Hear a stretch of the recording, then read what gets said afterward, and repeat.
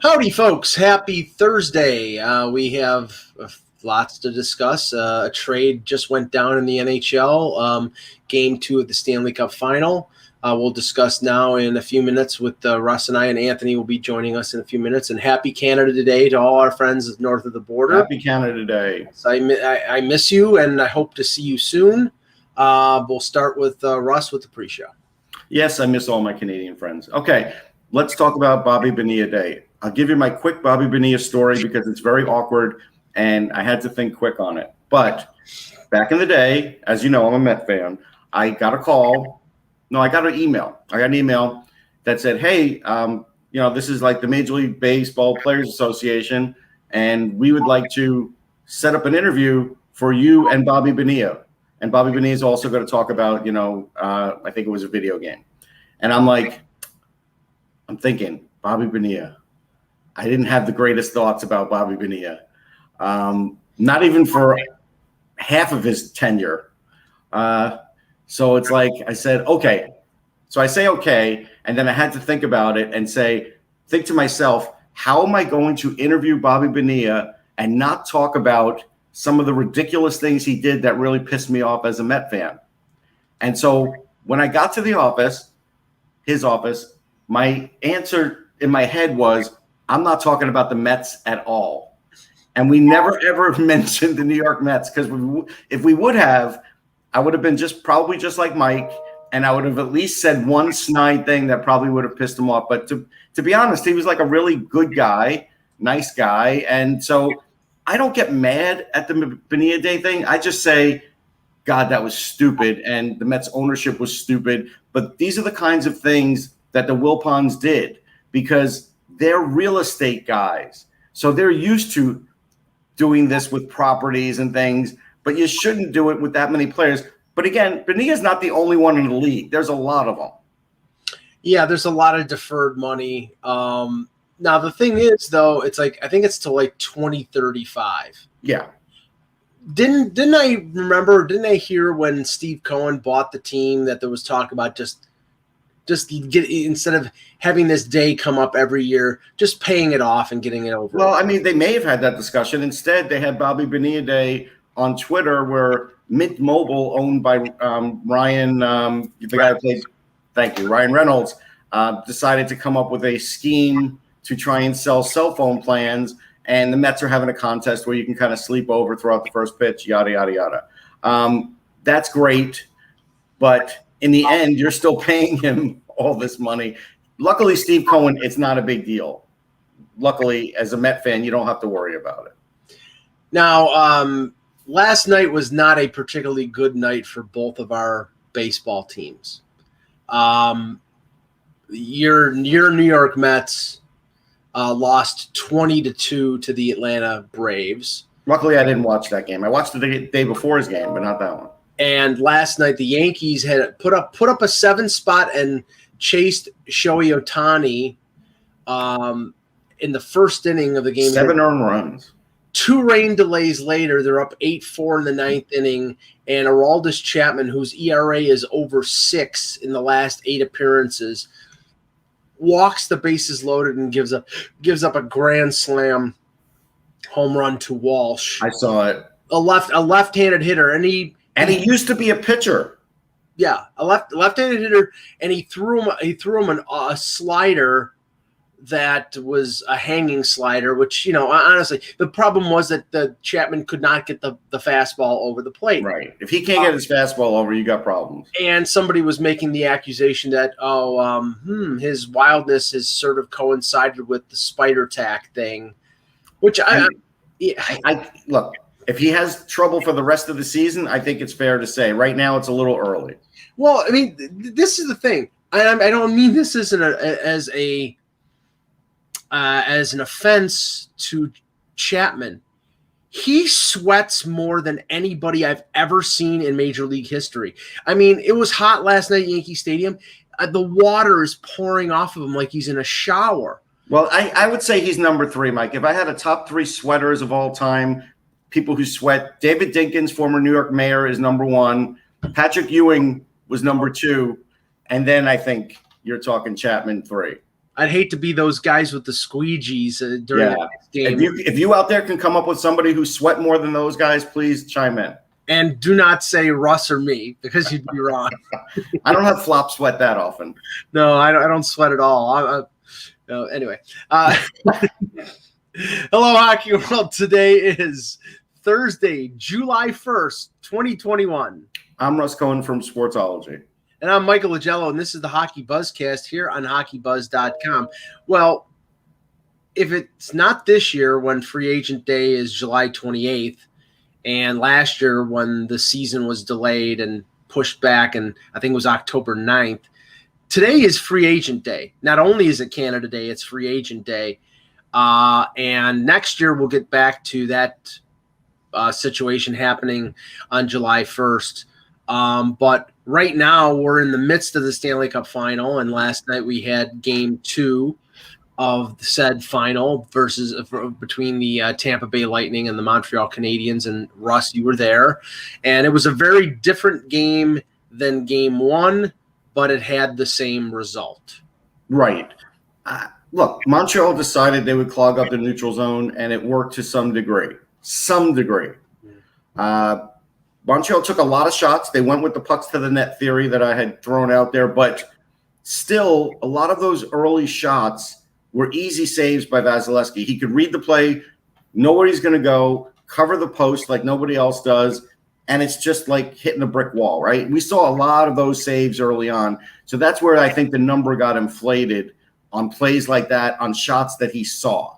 Now, he did have to make more great saves in this game than he did Game 1, no question. Carey Price is worn down. He is. This isn't the same Carey Price from earlier in the playoffs. Carey Price now is a little slower with the glove, and when he does that glide across the crease, he's not getting there as fast as he did early in the playoffs, and these are little things. Mm-hmm. He's having, I would say, a similar – it's reminding me a little bit – hi, everybody. Yeah.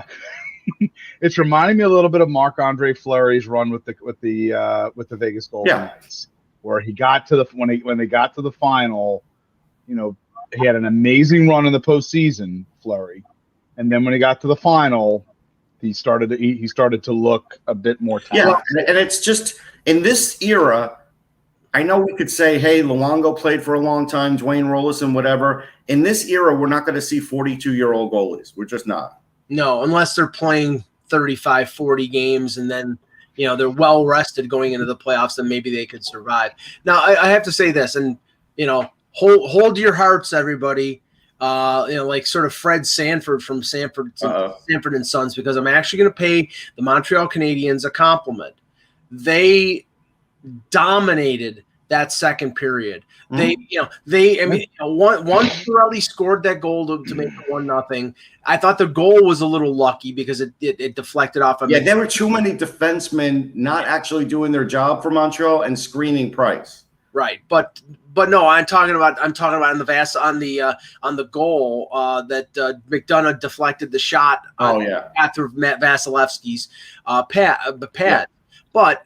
I think they with like about 6 minutes left to go in the second period, they were out shooting Tampa 25-8. And I was thinking going into the second intermission at 1-1, that was a victory for Tampa. And then Anthony, that goal, that combination, the Goudreau play, that was a soul crusher. And if that wasn't the one that destroyed Montreal, the insurance goal where Edmondson put it basically on the tape of Palat.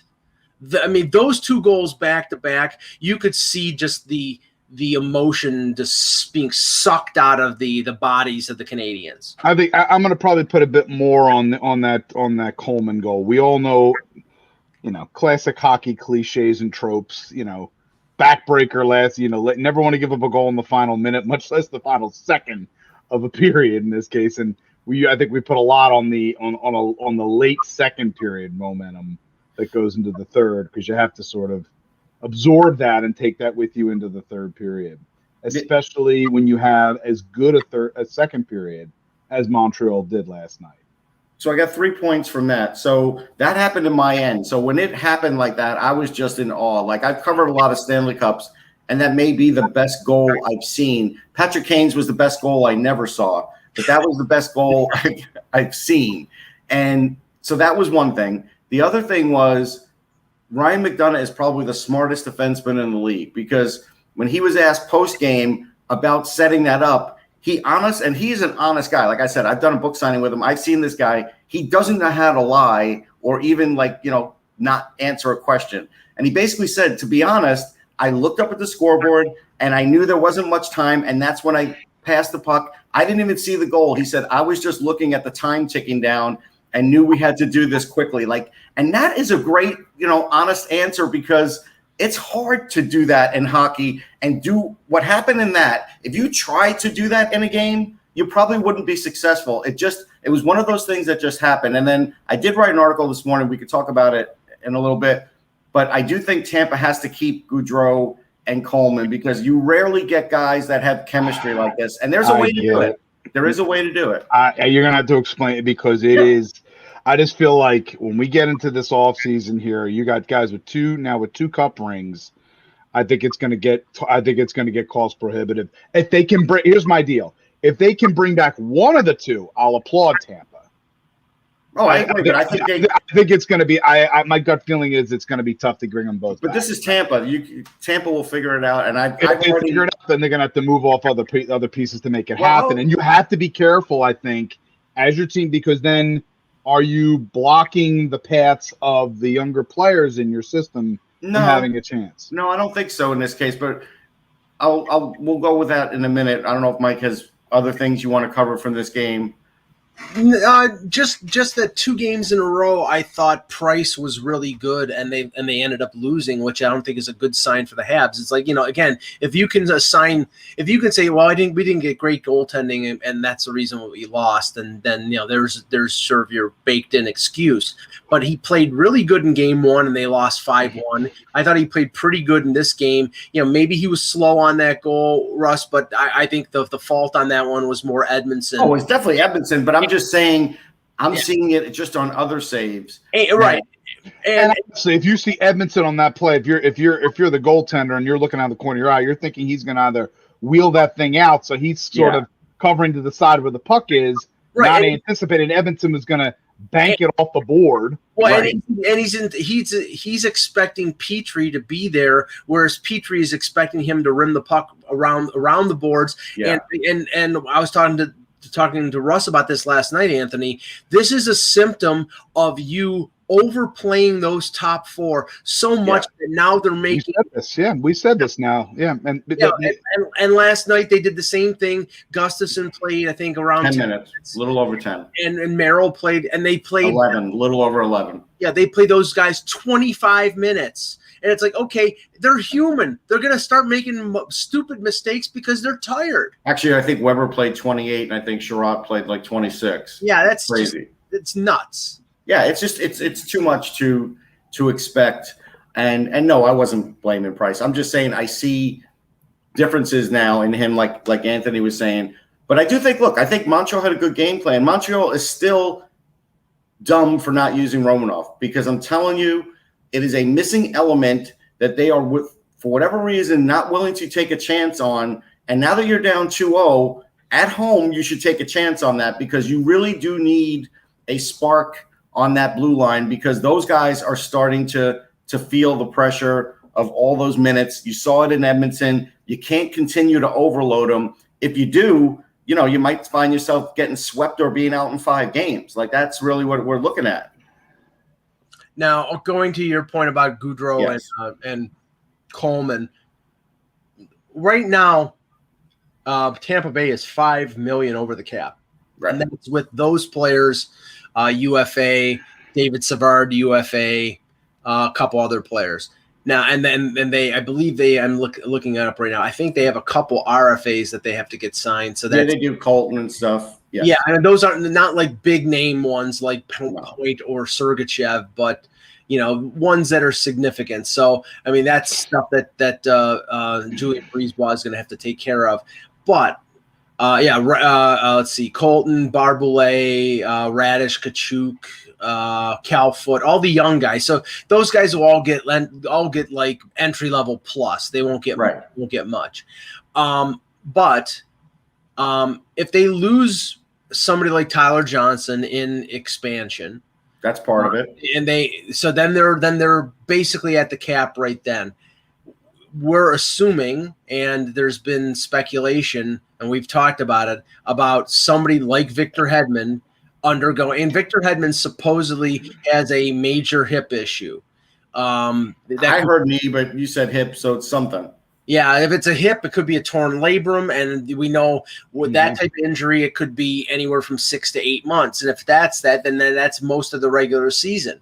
Then conceivably they could re-sign some of those. If they could lose Johnson and Hedman, it's like $13 million. Now you said they're 5 over. Who knows? Maybe they'll take on an LTIR guy for a draft pick. I didn't get that deep into it for that, but I just pointed out you could free up $13 million.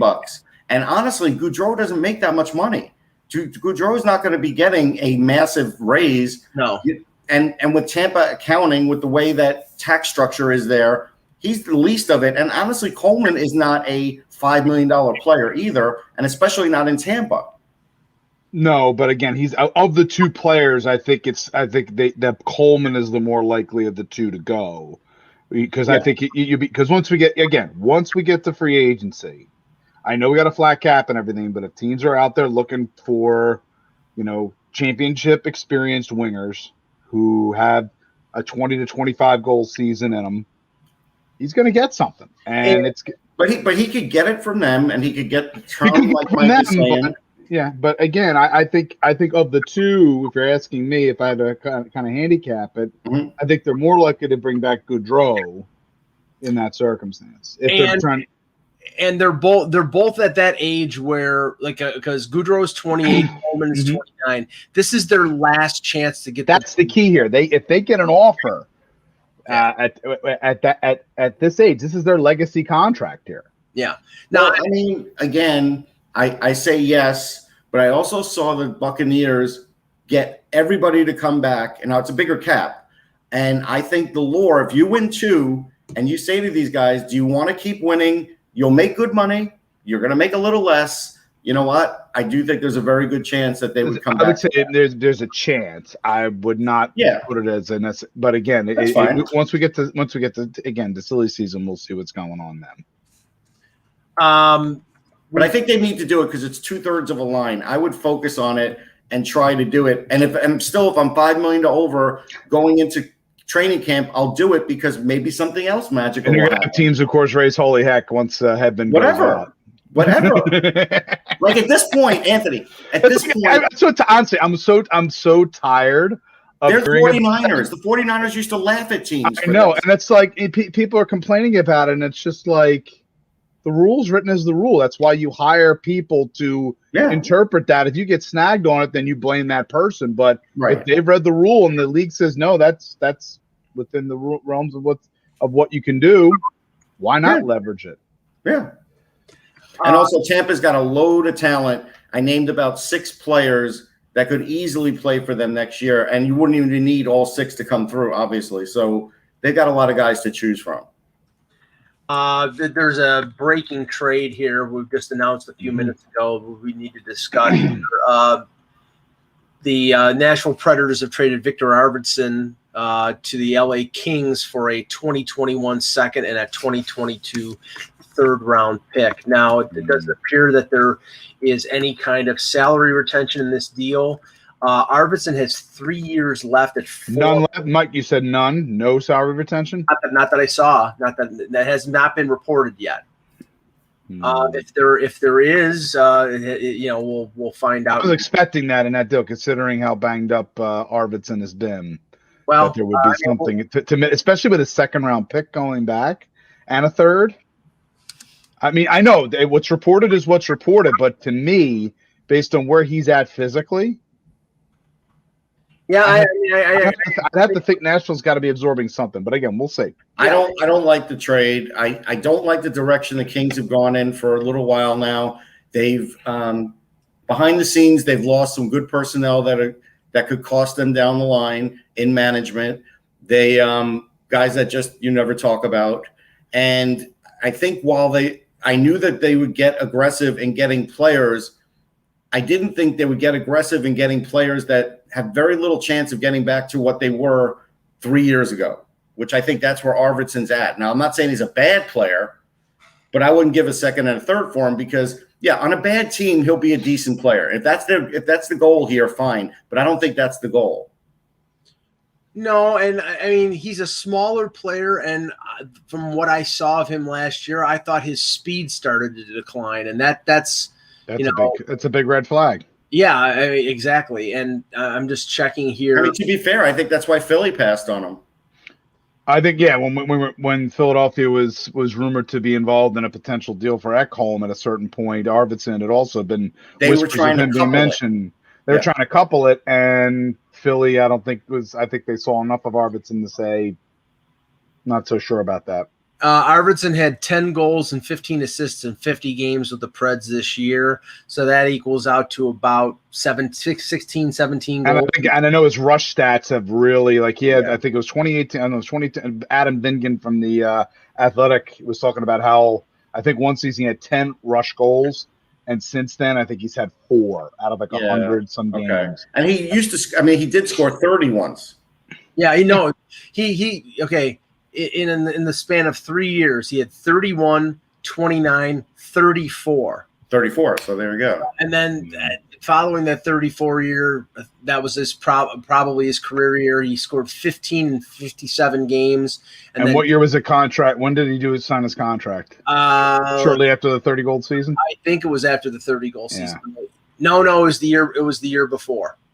Okay, so they got initial bang. So the first year they got bang for their buck. Right. He scored 31, then they signed him to the contract, then they got 29 and 34 out of it. And now, honestly, if he's on the downslope and he's, let's see here, he is 28. If he's on the downslope of his career, and he's got 3 years left, and you didn't retain anything, then getting a second and a third is a pretty good return for. That's a win for David Poile. No, that's a great. Listen, if there is no salary retention involved, and that's your trade, and you got a second in this year, and a third next year, absolutely, that's absolutely a win for Nashville. Now, just confirming some of the information we talked about yesterday, Andre Tournier is in fact the new coach of the 3-year deal. Yep. 3-year deal for the Arizona Coyotes. Russ, like I said, I think he's a good coach. Yeah. He's coached with Canada internationally. Yep. But I think it signals, like we needed a signal that Arizona is rebuilding. Yeah, I think he's a good communicator, and I think that's a reason that they like him. I'm sure his salary fits in their structure, if you know what I mean. And he could definitely help some players along. There's no question about it. I mean, it's not a bad signing. It's the kind of signing where now you bring in this guy, and because this organization has so many problems, he's not going to complain about it because he's getting a chance. So whereas a guy like Tocchet, if you would have kept him there, you'd have had to pay him more money, and he would have been a lot more demanding. And I don't blame him because they really did nothing for Rick Tocchet the last season to help him be successul. So in the end, all they're doing is just kicking the can down the road, man. Yeah. It's not getting better. Yeah, no, I mean, we're expecting a major flushing of this roster, Anthony. I mean, they're talking about, obviously the OEL rumors are out there, so that's going to probably fall in line behind, Seth Jones. Probably Seth Jones goes first, and then OEL probably goes to someone who didn't get into that sweepstakes, or either Seth Jones and Dougie Hamilton. We'll talk about those later on. But then Phil Kessel supposedly is on the block with a year left in his contract, and supposedly Connor Garland was on the block before the deadline, which probably means since he's an RFA that he's on the block now. So this is an organization that it sounds like what they're going to do is they're going to build around Chychrun and build around like some of the young forwards that they have signed a long-term deal. I mean, Keller will still be a part of that too, I think. Right. But and it's not like, and this, if this was like Philadelphia, and let's say if you heard, if the Sixers were in the final the way the Suns are now in the finals, it's just a different dynamic that's over there, where it's like, I don't know if the Coyotes necessarily feel as much heat that they're one of the crosstown teams is. I don't think they feel it at all. I don't think they feel it at all. They're just in their own sort of weird bubble. Yeah. That they exist in. That's, I don't know what to make of the Coyotes. I mean, the Coyotes are what they are. They tread water. I think Arizona State gets more notice. Yeah, they'll tread the water all the way to Houston, the way it's going. I mean, if they don't have an arena deal, and I still am convinced that team is not long for Arizona. The other thing that happened today, coaching-wise, Don Granato had his media availability with the Sabres. And did they play the Welcome Back Cotter theme? They did not. There was no. They should have. There was no Horshack but hey, Russ, you were in person for Vinny Barbarino at the last night. John Travolta and I were in the same place at the same time. With the same, and you actually are getting closer and closer to matching in terms of. I know. And I'll leave it. Although he has no gray hair on his mustache or beard. Yes, I know. Yes, we know. We get it. Yeah. Personally, I'd rather see Olivia Newton-John. But listen, I was a big Vinny Barbarino fan. I was. Up your nose with a rubber hose. That's a cocktail. But as in relating to the Sabres and Don Granato, in the press conference, Kevin Adams was also there, and he was asked questions about communications with Jack Eichel, and he first dodged the question, and then when asked again, he says, "Well, I have contact with all of our players, and just yesterday, I was in contact with Eichel's agent, but Kevin." Respectfully, that's not what you were asked. You were asked, have you had contact with Jack? He has not talked to Jack Eichel. That's obvious. You know the answer. It's called a non-answer. To answer your question, I have no answer. Right. And what he did say was our stance regarding his surgery or the medical situation has not changed. So that's what we got here is failure to communicate. Yes. Yeah, I mean, they're just right now. They're just it's in a deadlock, and I think he's going to get traded in the next 2 weeks. I do. So you think he's going to get traded before the draft? Yes. Yeah. Well, I mean, because I think any team that wants him, if you don't get him until after the draft, then you're not getting him until like December. And the only teams that could afford to do that are teams like the Kings and teams that aren't pushing for the playoffs. Well, it would make sense for them to make a trade before the draft because it would include a 2021 draft pick. And Correct. A lot of teams value the draft picks this year less because of the whole scouting situation and things of that. Yeah, so you'll get it. Yeah. Now, Lance Lasowski, who covers the Sabres for the Buffalo News, did post yesterday, I believe it was Lance, posted yesterday that of the forwards in the NHL, in the upcoming NHL draft, William Eklund is the one that the Sabres like the most. That doesn't mean they're going to take him with the first pick. That means if they get a second first-round pick, that they would like to take Eklund with that pick. So that but I got a news for you. If the second pick is like number 5 or 6, they're not getting them. Right. Unless they take him first overall because they can push him in. Listen, hold on. No. He specified the second first-round pick. Okay. Not first one. Not the and first. You believe everything a GM says? It wasn't Kevin Adams who said it. It was a reporter that Okay, so then that can't change? Right. All I can tell you is this. At Elite Prospects, we had William Eklund ranked number 1 for a while. We did. And push comes to shove, when you're at that draft table and things are coming up and people are yelling, if someone makes the point that Owen Power is not playing this year, and are we guaranteed he's coming next year, and if nobody says they feel good about it, they can move off of that based on what we've seen happen with other college players in the past. That's a reality. No, I'll grant you that, but I think it's one of two possibilities. I think it's either they're acquiring a second first-round pick or they're trading out a number one. Well, they could do that too. That is always a possibility. But, hey, it's good to hear that they have interest in Eklund, and it's not going to be an NTDP pick. Doesn't mean the first one won't be, though, especially if they move out of the first pick. Stay tuned for that one. But I like William Eklund a lot. Actually, I just interviewed him, and I haven't posted the interview yet. But he is shame for us. He may be the most versatile guy in this draft. That's what I'll say. Yes. Just going back to the Cup final for a second here. John Cooper indicated that he didn't have an update yet on Alex Killorn, who was out for game 2. And also last night, Ross Colton and Tyler Johnson also were dinged up. So, Russ, we're getting to the point now where, not to say that Tampa doesn't have a commanding lead in the series up 2-0, but when you're conceivably losing, 3 forwards, then you're going to start digging deeper in terms of your lineup. Yeah, affect them. No question. And this is where Montreal can make some headway.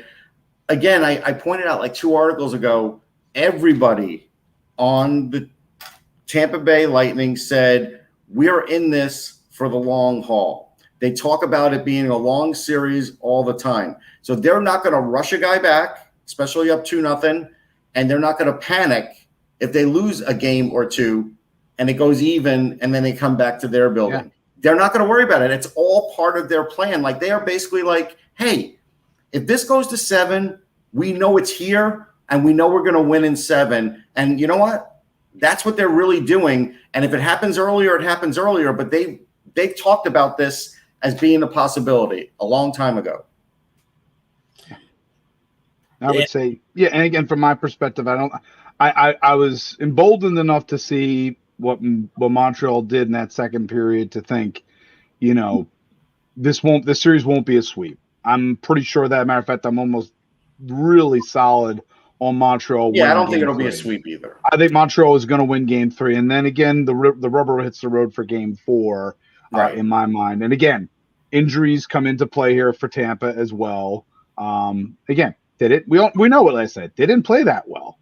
Tampa did not play that well. Right. They were opportunistic, which championship teams have. Well, again, I also think, and Anthony has sat near me enough to know, shots on goal to me is a red herring too. It is a lot. We've seen that a million times in games, but they did dominate in other areas too. So you're right. I wasn't looking at the shot on gool. It's just overall how they played Tampa. No, but other people were. They were like, "Oh, he stopped 42 shots." When you break down the shots, they were, where were the shots coming from? Yeah. It wasn't. I wouldn't peg a ton of those shots as. I mean, there was definitely some good opportunities, but it wasn't like it was a shooting gallery down there for Vasilevsky. No, it wasn't. Elliot Friedman reported yesterday, and this has spurred a lot of conversation, the rumblings out of Chicago of a potential Duncan Keith trade. Keith has 2 more years at a little over $5.5 million. This deal has cap recapture issues to it. So I would assume any trade would essentially have to include a guarantee that he's not going to retire in the next 2 years, that he's going to play out the deal or, go on LTIR. Otherwise, it would come back to really kill the Blackhawks. But according to Friedman, the trade would either be to the Pacific Northwest. Gee, I wonder what that means. I love that phrasing. Yes. Or Western Canada. He also said that Keith and the Blackhawks are working in tandem to get this deal and go where he wants to go. So, Russ, first to you. I mean, it would make a lot of sense for Seattle because they have a lot of open cap space, and this is not a ridiculous cap hit in terms of, a term or amount. He would, this is a guy who has won 3 Stanley Cups, so it wouldn't be the worst idea to have him come in and be the first team captain of the Seattle Kraken. But there have been other things out there about potentially the Edmonton Oilers being interested, or some other teams. I mean, what do you think of this, and what do you think of Keith? What is left for Keith in his tank? So I mean, he's a bottom pairing guy. You could put him on the power play. He's not going to score that much, but he could still distribute the puck. Francis played with an aging Glenn Wesley when Carolina brought him in, and they won a couple of them. So he has respect for players like that, and I think he would show Keith a lot of respect that way, and I think captain would make sense. I think at least because it's only 2 years, you could market him and get away with it. Yeah, I think if you're trying to establish early culture for the organization as well, if there's anybody you could bring in, I think who could really kind of shoulder that at least early on, it could be Keith. Yeah, I think it's fine. We're not talking about Duncan Keith anymore. We're just talking about a decent player. That's it. 18 veteran defenseman. Also, I think as well, Michael, I think there's one other thing to keep in mind. As Pierre LeBrun reported, you mentioned when we were talking about potential spots for Seth Jones, Chicago has been mentioned as one of the two places. This was the next element of this where it's being moved off, so they have it more space to be able to make a trade. I was going to take it there, but just Keith is originally from Winnipeg. But apparently, I think Rusty said his son is playing for Penticton. So that, now interesting about his contract, the cap hits 5.5.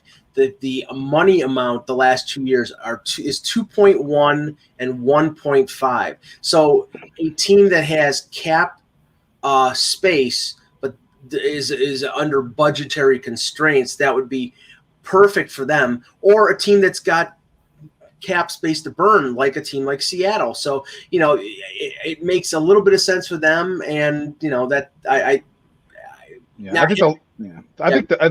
think it's to me, if you read the leaves, it's between Seattle and Edmonton. I don't think it's Vancouver. I think Calgary's in it too. I do. Calgary might be into it, but I certainly don't think it's Vancouver. Well, no, Vancouver. I think there's already been rumblings because of the Penticton thing saying they don't want them. Yeah, and see the weird thing about Calgary, and there's been a lot of chatter about this.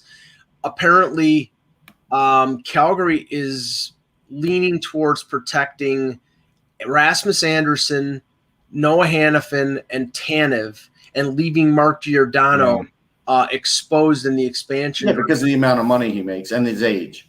Right, but I'm checking it right now. I think he's only got a year left on the contract.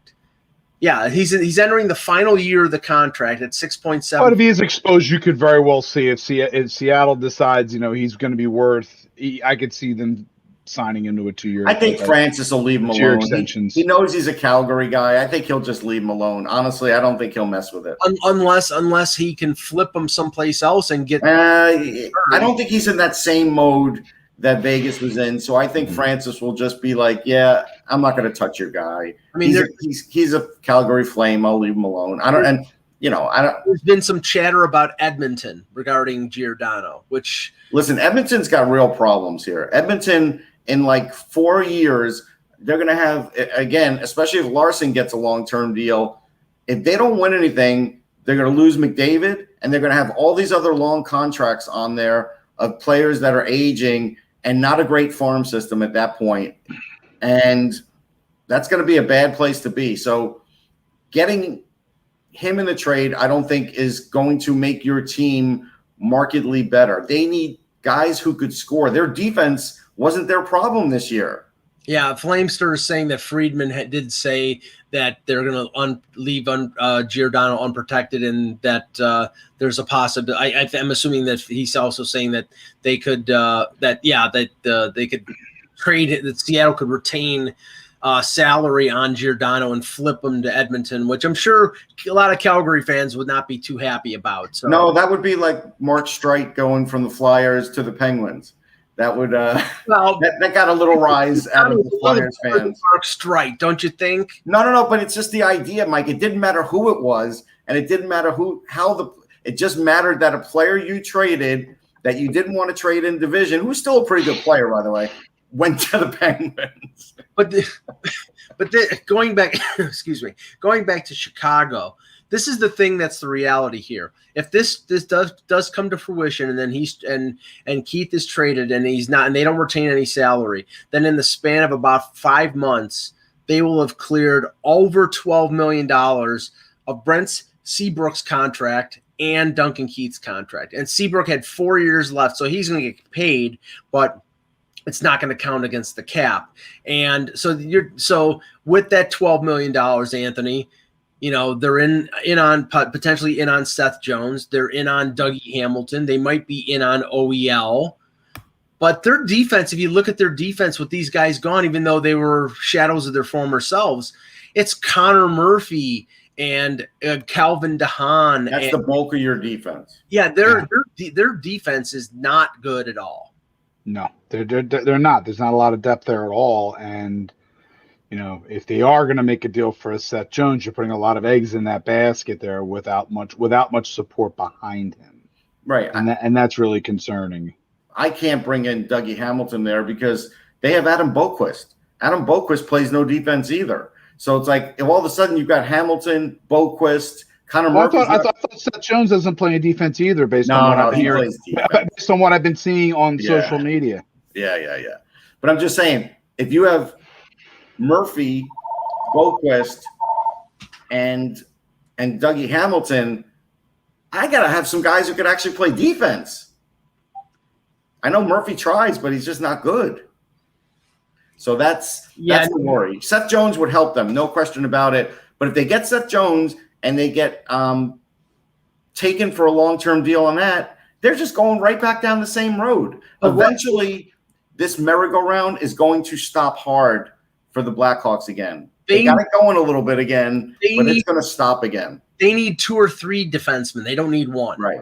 But I'm just saying they got Taves back, so now there's this little bit of hope. You got and Strome will come back. And make no mistake about it, they want a move for a Seth Jones, considering the fan base and sell tickets. Not just that, but also considering the situation right now, it's whatever they can do right now to counter a lot of the negative press that is coming their way. But again, you're building this for 1 or 2 years. You really are. And Seth Jones may see that and say, I don't know, man. Patrick Kane's not getting any younger. Taves is not getting any younger. You have some prospects. You're not loaded. Where's it all coming from? Well, I mean, I don't know. I mean, I think you're right in the sense that they're in the same situation as Tampa and Toronto in the sense that they've got big money invested in. Well, in their case, they have $21 million in 2 forwards, and then you put DeBrincat. I think he's at 6.75, I believe. So you've got a ton of money invested, and in your top forwards. Your defense is weak, and your goaltending, if it wasn't for Kevin Lankinen, is essentially non-existent. So you sort of have to allocate more funds towards the areas that are really weak. And, they have money to spend, but I think they need to spend it there and not spend it all on one big forward, I think, or one big defenseman. I think they need 2 or 3 defensemen. And this is the worry. I think Ian Mitchell can be an excellent defender, maybe in a year. Maybe this year he gets better at it. He's probably the guy that gets dealt, even if you're renting Seth Jones. And honestly, the Blackhawks can't afford to do this anymore. They really can't. Now the Dougie Hamilton situation. I mean, we know that they that the Hurricanes gave him permission to go out and speak to other teams. And Anthony, we saw with the Nugent Hopkins deal. I think that.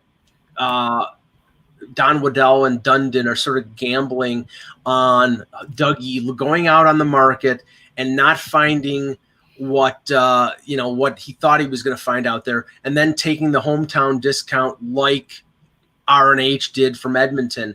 And I don't think that's going to be. I'm doubtful. I'm doubtful now, Michael. I really am. I think that's a dangerous game to play. That's a dangerous game to play. I think Hamilton. I don't know. Yeah, again, whatever the figure is that Hamilton's looking for, even if it comes down to sort of a difference in, I just feel like somebody's going to give him a contract that Carolina either has to pony up for, or he's going to go. That's my feeling on Hamilton. I don't think he's going to lose this opportunity at this point of his career. as much as they want, and they're, trust me, they're going to push hard on, hey, we're really, really close. This could be your big moment here in the spotlight. You can win it. We're close to winning a cup, depending on the goaltending. So consider even if it's a little less, you're getting a lot. You're still the comforts of Carolina. Plus, we're making a run at a cup. So, all right. So, sorry. It looks like Chip Alexander did a Q&A with Tom Dundon in the News and Observer, and when asked about Dougie Hamilton, Dundon said, as far as signing him, I hope so, but I don't know. So that's always great. And then this is the one that kind of gets me though. So they asked personnel wise, does anything need to change? And he said, we went past need a long time ago here. We're now on to things we want and things we want to be better, and we want to be better everywhere. As far as getting significantly better players than what we had, that's hard. But on the margins everywhere, even the individual players can do better, and they work on that, or you find a better player here or there. But I don't think there's any one place we have a problem or disadvantage. No, not goaltending. Really, Tom? No, they got the all-rookie goaltender. You know that. This is the problem. That situation's solved. Didn't you know that? I know. I'm going to tell you what the problem is here. He is talking like a general manager or an owner of like H&M and talking about the margins of underwear selling or something like that, instead of talking about hockey. Because what he just everything said, is about the margins. You know that. Everything is about the margins. How do you leverage advantages at the margins? That's not the way professional sports works, you moron. It's not. It just isn't. Unbelievable. This guy is treating hockey like it's the friggin' stock market. It's not. I'll tell you who's sitting back like this. He's like, okay, nice Q&A.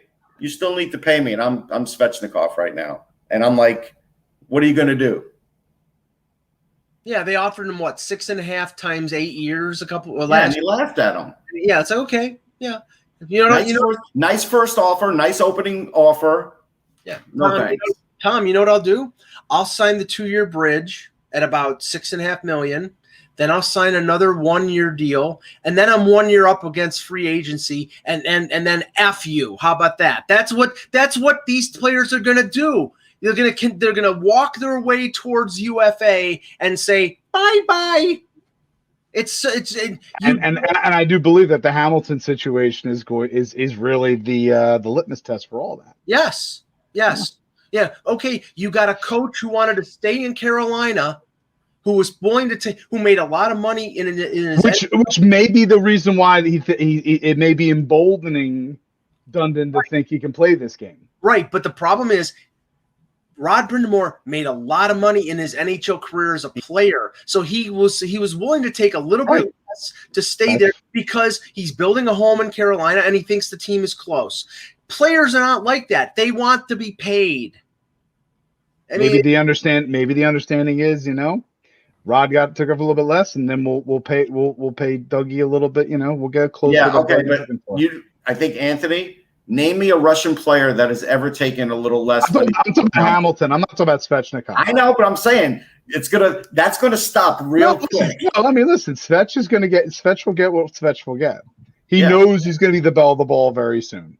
Yeah. So that's something Dundon's got to, And like my issue here is, hey, maybe they use the Dougie money to sign Svech. I mean, at that draft, and then you go out and get Savard or somebody like that. Maybe they'll trade Jake Gardner to some unsuspecting fool. Seriously, I could see easily Carolina doing that, where maybe if they lose Hamilton, they bring in Savard and then use whatever else, and then be able to pony up to get to lock in Svech. At the Andrei Svechnikov draft, Dundon was walking around with Svechnikov and the family, and basically like, this is my guy, this is my future. During that time, I lost my phone, and Yevgeny found my phone and gave it back to me. Andrei's brother, who's really nice of him, because he saw I left it at a chair. But at the end of the day, this is his guy, and he hasn't even made him the right offer yet. Yeah, and how long before he does a Kaprizov and starts to threaten about going to Russia? Very easy. Yeah, you can always do that. So now, as for Seth Jones, I mean, there was a report in the Athletic that the three teams are the Avs, Hawks, and Flyers that are the most interested right now. I would think that this would get done before the draft. I think so. But as for what, I mean, obviously I think Jarmo is going to try to maximize his return, but it really, Anthony, it's all in Jones's, control, because I don't see teams topping up big offers. Right. Unless you know that you're going to get him locked in on a long-term deal. And again, that's really kind of where the rubber hits the road with Philadelphia. And to answer Randy's question in the chat, and I was glad you brought it into that, in terms of what would be involved in that kind of a trade.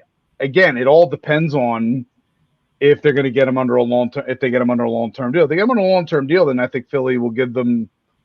I think Philly, there's at least a minimum of 2 roster players that are going to go. Mm-hmm. Probably that they're one of the their first round pick this year will go. The 13th pick would go. And that's good cachet for Columbus to use elsewhere. I think at least a prospect might be involved in that deal too. Yeah, I mean, I don't know. I don't know if Columbus. But that's only in the circumstance where they feel like they've got Jones under a long-term contract. Yeah, but I mean, I don't know if Columbus needs another first with 3 already. That's why I'm saying they probably would. But you can parlay that into another deal potentially for other areas. Yes. I'm going to be honest with Jones, and this has nothing to do with Philly. I just have a feeling he's not going to give certainty to anybody saying, I'm going to extend with you. I don't think he's going to do it.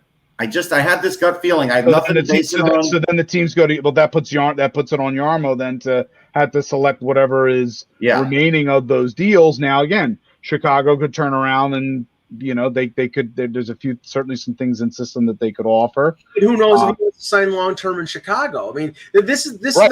Unless you look at it as a rental with the hope that he will sign. Yes. Yeah. I think that's how teams may soon look at it, because I think a deal would have been done already if he had given certainty that he was going to be signed. I really do think a deal would have been done already. I mean, I will say I do think I think a lot of teams are right now, or players right now, are waiting to see who goes first. Yeah, and I think they're waiting till we get into that part of the calendar where we're getting closer and closer to the draft, and then you start to see more of an acceleration on deals. It's a game of chicken right now, but let's take it at face value right now, and then we'll end the show after this.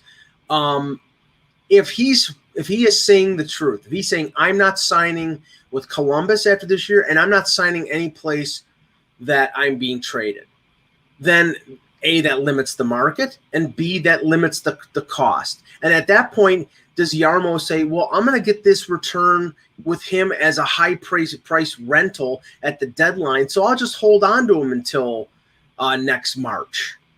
Maybe he does that. The only thing you're taking a risk on is that he gets hurt during the year, and then you get nothing for him. But if you think the return that you're going to get on a 1-year rental of Seth Jones is about the same, or maybe even less than what you might get at the deadline, then you may as well hold on to him. But all indications we've had coming out of Columbus for people we've talked to seem to think that they want that this is something they want. They want the deck cleared. They don't want any of this hanging over their heads going into the season. Right. They're just not in that spot. They're just not in that spot as an organization. So yeah, I think if he's moving this summer, whoever it is that acquires him will either, again, the cost will be what it will be, but obviously much less if they think that, if he's not ready to sign yet. I mean, we have to remember, this is not Seth Jones' organization that drafted him. So he doesn't know Columbus anything as far as guaranteeing that he'll sign with the team they trade him to. You know what I mean? He doesn't owe them that at all. That's true. All right, guys. Great show. We will be back tomorrow with another edition of the Hockey Buzzcast. For Anthony Mangione, for Russ Cohen, I'm Michael Agello. Thank you for watching. And remember, without the buzz, it's just hockey.